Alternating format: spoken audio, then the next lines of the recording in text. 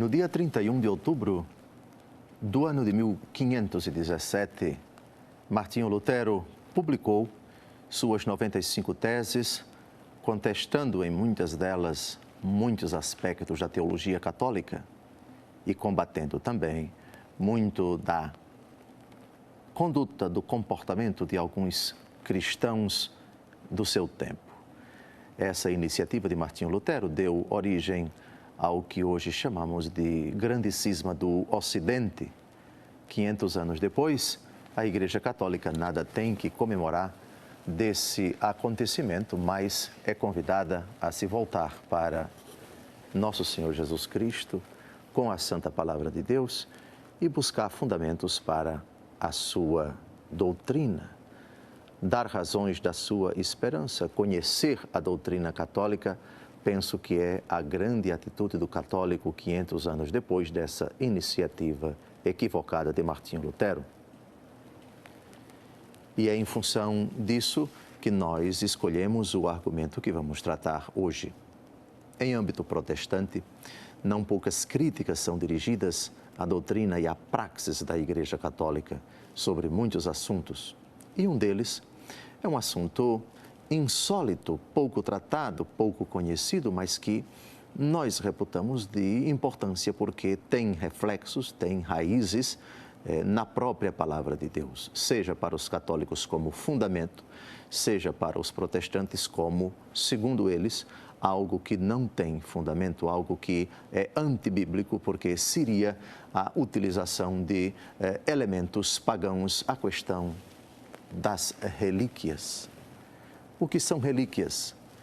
As relíquias são restos mortais dos santos, ou então objetos utilizados por eles, que a Igreja reputa objetos de veneração, de grande respeito.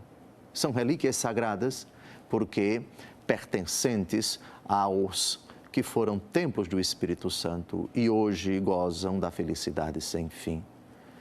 Utilizar relíquias, guardar restos mortais de pessoas, partes do seu corpo, seria, segundo uma certa corrente protestante, algo verdadeiramente inconcebível. Seria uma espécie de amuleto para eles, algo absurdo que não tem nenhuma fundamentação na palavra de Deus. A fé do cristão deveria, segundo eles, extirpar. Não há condição de comportar, de admitir, de coadunar a verdadeira fé bíblica, a verdadeira fé evangélica, com a utilização desses amuletos. A prática bimilenar da Igreja Católica sempre considerou que a conservação de partes do corpo ou dos corpos dos nossos entes queridos, dos nossos irmãos na fé, que já gozam da felicidade sem fim, que foram beatificados ou santificados, isso integra a sadia, a evangélica piedade católica. Tem mais do que isso, tem fundamento na própria palavra de Deus. Em muitas catedrais, em muitos túmulos, em muitas igrejas, em muitas basílicas, em muitos lugares espalhados pelo mundo inteiro, as relíquias se encontram. E o que dizer desta prática católica? Tem fundamentação na palavra de Deus? Sim, tem fundamentação na palavra de Deus. Mas é preciso acrescentar mais. Essas relíquias são poderosas. Deus Todo-Poderoso pode se utilizar delas para fazer milagres. O toque nessas relíquias, a conservação piedosa dessas relíquias, pode de fato curar as pessoas, trazer benefícios para as pessoas? Esse é o assunto que vamos tratar neste programa. Antes de tudo, vamos de novo repetir o conceito de relíquia, para que esse conceito em nada faça o católico comparar ou assemelhar as relíquias com amuleto. O amuleto seria a utilização supersticiosa de coisas, de objetos, que traria tal utilização, tal uso, tal conservação em um determinado lugar, traria, digamos assim, sorte, ou o seu mau uso, ou a não utilização desses objetos, desses amuletos, traria azar. Nada tem a ver a relíquia com o amuleto. O amuleto é no âmbito da superstição. A relíquia é dentro do âmbito de fé cristã, de fé bíblica, de fé católica. Eu disse de fé bíblica, eu disse de fé escriturística, acrescento o escriturística porque esse uso não é exclusivo do Antigo Testamento, remonta ao Antigo Testamento. Deus Todo-Poderoso pode se utilizar de quaisquer realidades para curar, para libertar as pessoas, para proteger as pessoas. Deus tanto age imediatamente na nossa vida, como age por intermédio de pessoas, como age também por intermédio de objetos, de partes do corpo ou do próprio corpo, com vida ou sem vida. Vamos então investigar na Palavra de Deus, a começar pelo Novo Testamento.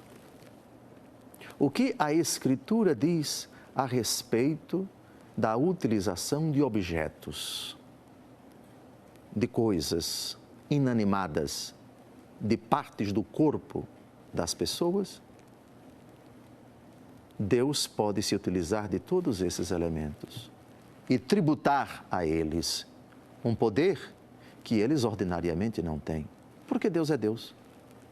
Porque Deus se utiliza de tudo e de todos para nos falar, para nos instruir, para nos curar, para nos livrar dos males. Começamos com a carta aos Hebreus, capítulo 11, versículo 21. Foi pela fé que Jacó, estando para morrer, abençoou cada um dos filhos de José e venerou a extremidade do seu bastão. Venerou a extremidade do seu bastão, o cajado, que ocupa aqui. Deus quis que ele obtivesse um significado todo especial. Os bispos, sucessores dos apóstolos, quando estão paramentados no desempenho de sua função pontifical, utilizam o cajado, o símbolo do seu pastoreio. O velho Jacó, no Antigo Testamento, neto de Abraão, pai dos 12 filhos, das 12 tribos, dos 12 que seriam patriarcas das 12 filhos das 12 tribos de Israel, tem o bastão. E Deus quis que todos se inclinassem diante dele, que todos reverenciassem a Deus diante do bastão. É curioso como algumas pessoas criticam que alguém se dobre, que alguém se incline diante de uma imagem. Segundo tais pessoas, isso seria idolatria, absolutamente. Dobrar os joelhos diante de uma criatura inanimada. Aqui, no texto que nós acabamos de ouvir, no Novo Testamento, não quer dizer idolatria. Inclina-se diante de Deus, na presença de uma criatura a quem Deus tributou um valor simbólico, um valor sacramental, no sentido de sacramental, não de sacramento. Aquela imagem, aquela realidade evoca um significado transcendental. Deus Todo-Poderoso, invisível, que se encontra em toda parte, é diante dele que o homem inclina o seu joelho para adorar, ainda que na presença de um bastão, ainda que na presença de um cajado, o cajado do pastor. Mas tem mais. No livro do Êxodo, capítulo 4, versículo 17, Deus Todo-Poderoso, que poderia ter utilizado a pessoa de Moisés, só ela, para realizar prodígios. Quis que Moisés tivesse na sua mão uma vara. Vamos ao texto. Toma em tua mão esta vara, com a qual operarás prodígios. Uma vara, pedaço de madeira, um gancho, talvez tirado de uma árvore. Tome a vara. Com ela, você realizará prodígios. Deus, que coloca nas mãos de Moisés uma realidade tão insignificante. Poderia Deus dizer, basta você, Moisés? Poderia, mas não quis. Quis que Moisés se utilizasse de um instrumento, digamos assim, tão banal. Esse é o nosso Deus. Vamos ainda, a respeito de Moisés, investigar outro versículo do livro do Êxodo, capítulo 13, versículo 19. Moisés levou consigo os ossos de José, porque este fizera os filhos de Israel jurarem, quando Deus vos visitar, levareis daqui os meus ossos convosco. Aqui nós já temos as relíquias, no sentido estrito, como vai ser concebida pela Igreja muitos séculos depois, os restos mortais de uma pessoa que já morrera há muito tempo são levados em procissão, são guardados. Um relicário, uma relíquia, uma preciosidade. Esta presença, é verdade que são ossos, mas representa esta presença, este sinal, uma figura que muito marcou a história do nosso povo. Levareis os meus ossos. E assim a vontade daquela pessoa se cumpriu. O traslado ocorreu. Israel caminha com os restos mortais de um dos seus patriarcas. Já poderíamos até considerar com estes textos da Escritura a fundamentação bíblica para as relíquias, como concebidas pela Igreja Católica, como guardadas pela Igreja Católica. Mas tem muito mais. Espero você no segundo bloco para a conclusão desse belo argumento. Até lá. Olá, caríssimo telespectador da Rede Século XXI, muito obrigado pela sua audiência. Começamos agora o segundo e último bloco do nosso encontro semanal, programa Luz da Vida. Hoje nós estamos falando do tema das relíquias. As relíquias são restos mortais de beatos ou de santos canonizados pela Igreja Católica ou objetos utilizados por eles, roupas e outras realidades que eles utilizaram ao longo de sua vida. Tem fundamentação bíblica conservar relíquias em igrejas, em basílicas, em oratórios, em túmulos? Estamos vendo que sim. Uma prática que remonta ao Antigo Testamento.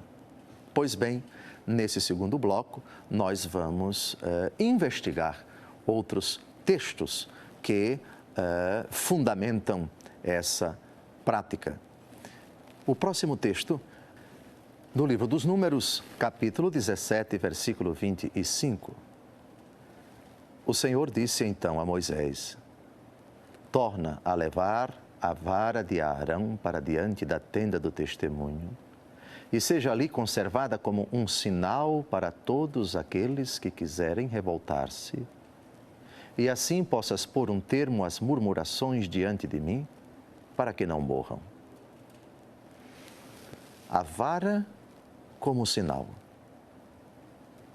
Um simbolismo. Ela tem um significado, ela tem um valor. Não é uma coisa qualquer. Deus atribuiu a esta vara um valor, digamos assim, sacramental. Porque vendo a vara, os murmuradores vão lembrar ela evoca uma presença. Ela traduz uma mensagem. É muito importante que não leiamos textos da Escritura apressadamente e vejamos aí o que Deus quer em cada gesto aparentemente banal, aparentemente insignificante. Deus Todo-Poderoso, na sua pedagogia infinita, às vezes se utiliza de realidades que em si podem não ter tanto valor, as pessoas não tributam tanto valor, mas Deus, naquele momento, considera isso será um sinal. No livro dos Números, capítulo 21, o Senhor Deus manda Moisés erigir uma serpente de bronze para que aqueles que eram mordidos pelas serpentes, como castigo de Deus porque haviam murmurado contra Deus e contra Moisés, e muitos morriam pelas mordeduras das serpentes, eram curados. Deus se utiliza também de uma imagem de bronze. Deus, quando condena imagens, é por um motivo. Elas serviam para serem idolatradas. Eram representação de deuses. Quando o uso da imagem é nesse sentido, Deus proíbe. Mas afastado o perigo da idolatria, Deus manda fazer imagens. Os sinais, os mais corriqueiros, os mais banais de que Deus se utiliza, como sinal. Sinal da presença de Deus, sinal da voz de Deus, recados de Deus, são transmitidos pela contemplação daquele sinal. Mas tem mais. No segundo livro dos Reis, capítulo 2, versículos de 11 a 14, nós temos um fato muito significativo. Vale a pena citá-lo. Continuando o seu caminho, entretidos a conversar, eis que de repente um carro de fogo com cavalos de fogo os separou um do outro.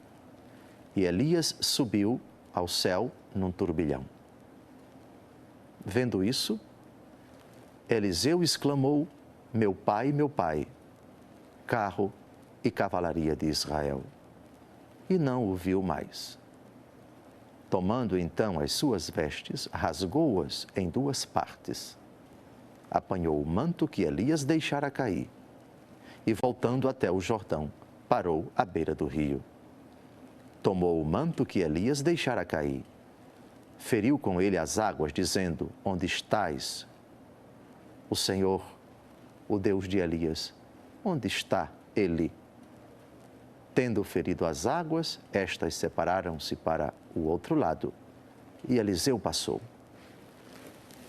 Aqui nós temos dois profetas, um que se separa definitivamente e o outro que vai dar continuidade à sua missão. Elias é levado ao céu num carro de fogo. Eliseu contempla a cena. O manto de Elias fica com Eliseu. E nesse manto encontra-se o poder de Deus que residia em Elias. Deus conferiu à roupa utilizada por Elias poderes. E Eliseu compreendeu isto. Com esse manto, ele feriu as águas do rio.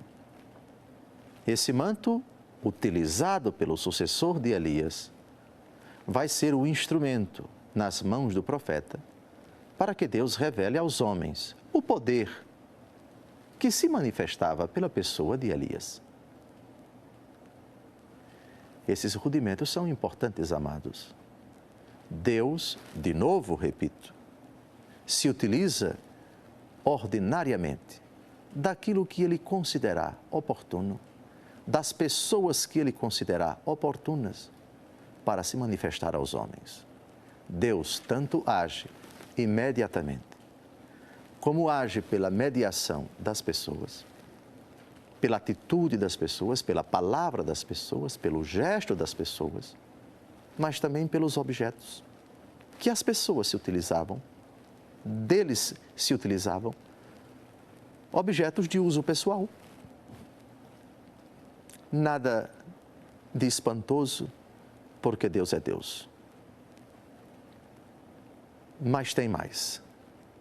Segundo o livro dos Reis, capítulo 13, de 20 a 21. Eliseu morreu e foi sepultado.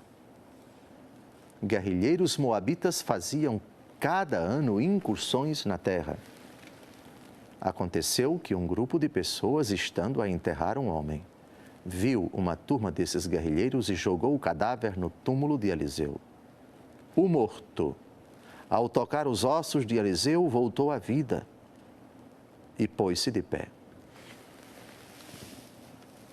Para quem critica o uso de relíquias, isso daqui é um soco no estômago. Um corpo sem vida que toca os restos mortais do profeta adquire a vida. Um defunto que toca nos ossos de Eliseu volta à vida. É Deus o autor da vida, é Deus quem faz a ressuscitação. Seja imediatamente, sem se utilizar de nenhum instrumento, de nenhuma criatura, seja mediante os restos mortais de um profeta. Porque Ele é Deus e reputa poderes ao que Ele quiser e a quem Ele quiser. Portanto, ainda estamos no Antigo Testamento. Estamos avançando para o Novo Testamento. Vamos falar do manto de nosso Senhor Jesus Cristo. Vamos falar também da sombra do apóstolo Pedro. Esse é o nosso Deus, que sabe por que isso é oportuno para nós, por que é pedagógico para nós, por que é catequético para nós. Porque a nossa convivência ordinariamente ocorre no meio de pessoas. Porque nós usamos e nós convivemos com objetos nossos, com coisas nossas, com matérias que fazem parte da nossa aventura. Mateus, capítulo 9, versículo 20. Ora, uma mulher atormentada por um fluxo de sangue havia 12 anos aproximou-se de Jesus por trás e tocou-lhe a orla do manto. Tocou-lhe a orla do manto, não tocou no corpo de Jesus.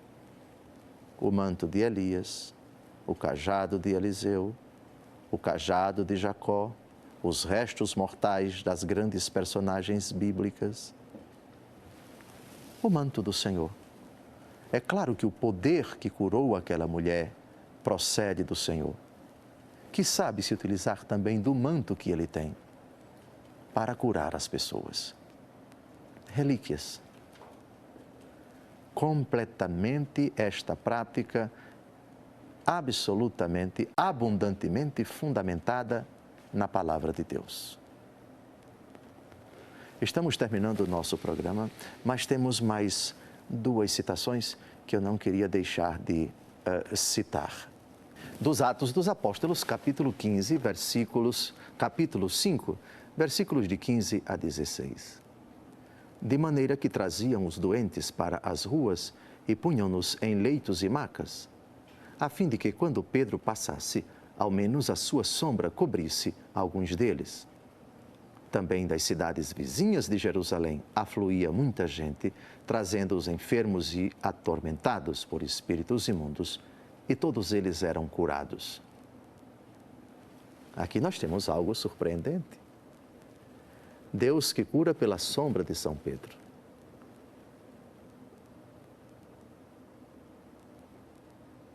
Portanto, algo que não é palpável, que não é sensível, é uma sombra, que reflete uma realidade, que tem uma relação com a matéria que é o corpo do apóstolo Pedro. Deus, na sua bondade, se utiliza dos instrumentos, dos mecanismos, das matérias mais insólitas para manifestar o seu poder. Por que não pelas relíquias? E, finalmente, dos Atos dos Apóstolos, capítulo 19, versículos de 11 a 12. Deus fazia milagres extraordinários por intermédio de Paulo, de modo que lenços e outros panos que tinham tocado o seu corpo eram levados aos enfermos. Afastavam-se deles as doenças e retiravam-se os espíritos malignos. Também Deus Todo-Poderoso se utiliza de panos e outros tecidos que eram tocados nos corpos dos apóstolos, e eram levados e tocados em enfermos e eles eram curados, em espíritos, em pessoas possessas, e os espíritos se retiravam delas. Penso que a prática das relíquias, o uso das relíquias, que faz parte da bimilenar história da Igreja Católica, está suficientemente fundamentado na Santa Palavra de Deus. Prática, aliás, não do Novo Testamento, mas prática que tem fundamentação já no Antigo Testamento, desde o velho Jacó, passando pelos profetas, por Moisés, pelos apóstolos e, sobretudo, por nosso Senhor Jesus Cristo. Deus seja louvado, porque sabe se utilizar também das relíquias dos santos.